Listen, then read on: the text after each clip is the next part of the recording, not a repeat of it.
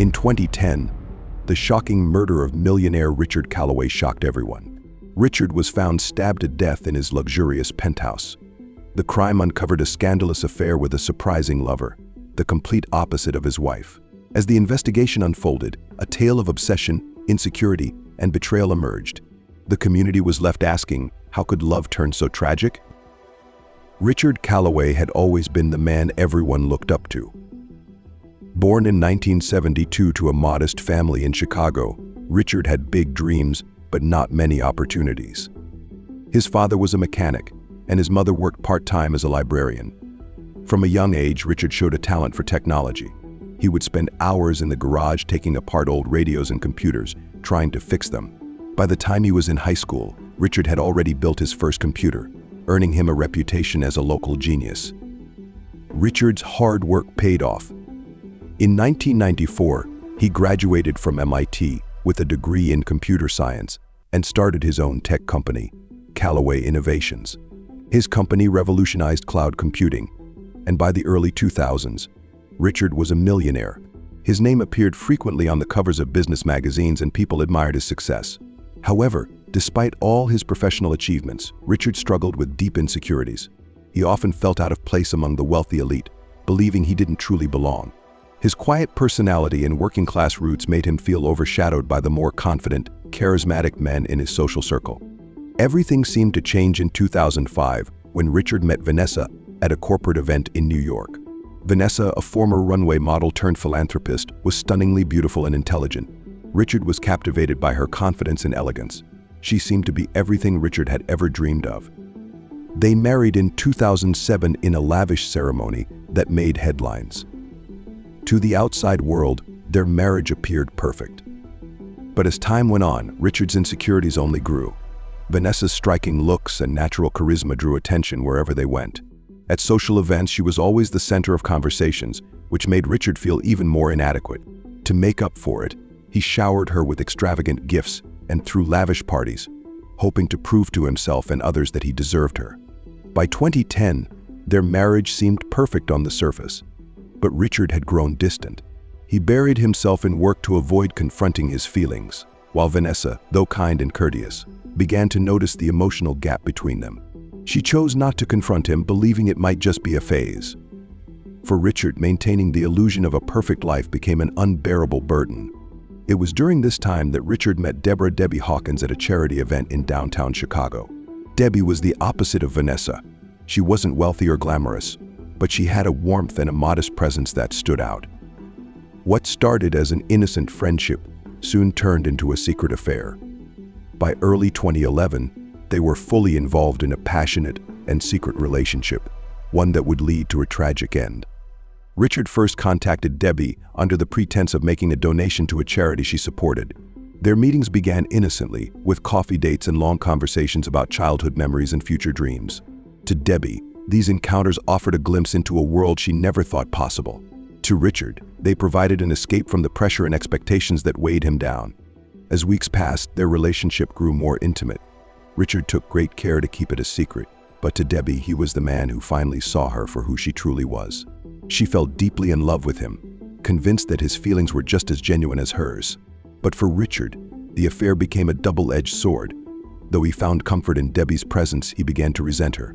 He hated the secrecy, the guilt, and the growing awareness that his actions could destroy the life he had worked so hard to build. By mid-2011, Richard began pulling away from Debbie, canceling plans, and offering vague excuses. Debbie noticed the change but convinced herself that Richard was simply under stress. She clung to the hope that their love would survive. However, Richard's feelings of resentment only grew. Every time he looked at Vanessa, he was reminded of the life he had created and everything he had to lose.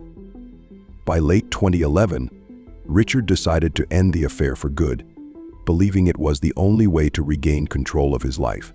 What he didn't realize was that Debbie had become obsessed with him. She imagined a future where they could be together, free from the secrecy.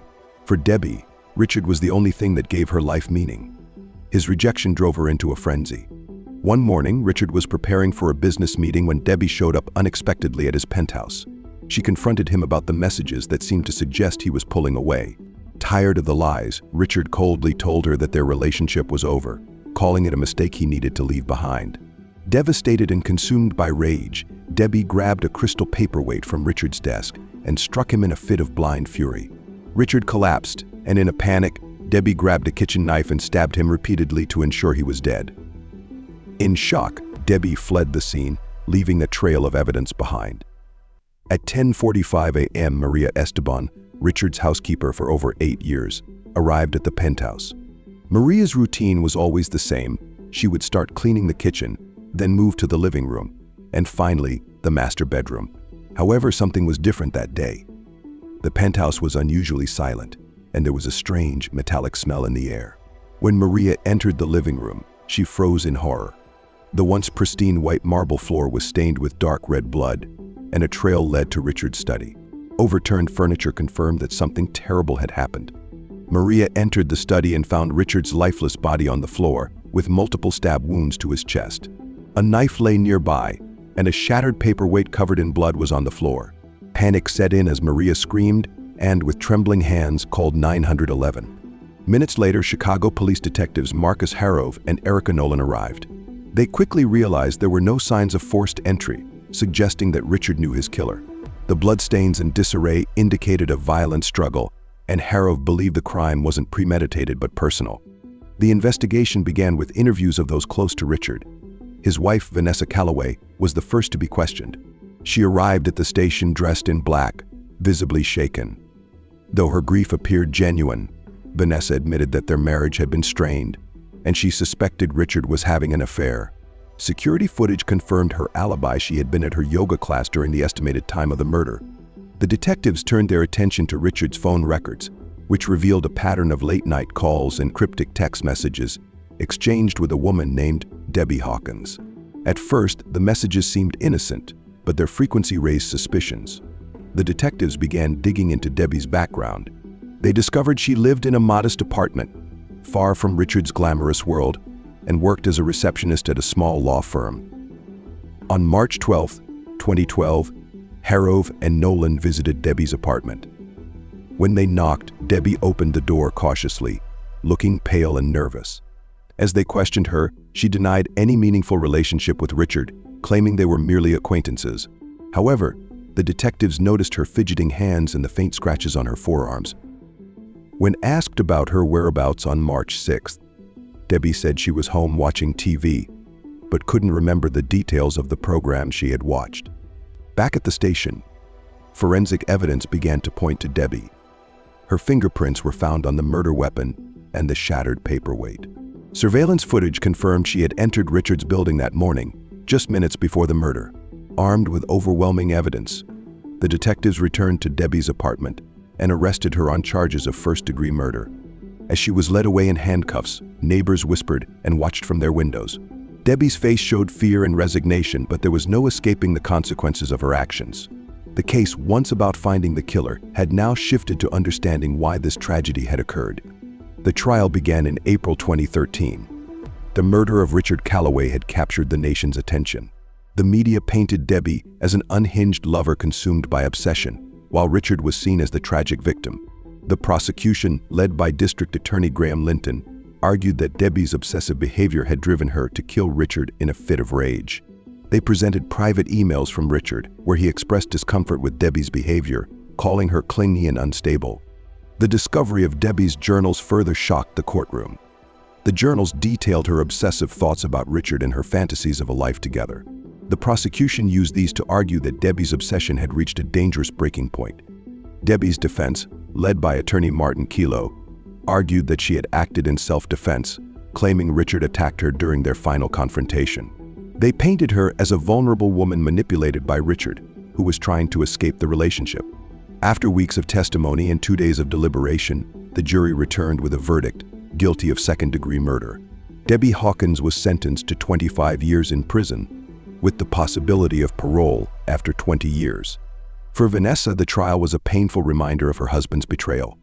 She quietly left the courtroom, avoiding the media and maintaining her silence.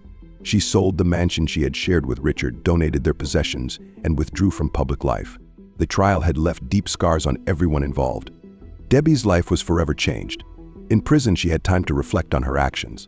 Her obsession with Richard, driven by insecurity and emotional instability, had led to his death. The tragedy was a painful lesson about the dangers of unchecked emotions and unhealthy relationships. In the end, both Richard and Debbie were victims of their own insecurities. Richard's story became a warning to others. No amount of wealth or success can shield someone from the destructive power of obsession and insecurity. It showed how deeply these emotions can twist relationships, turning them from love to something dark and deadly.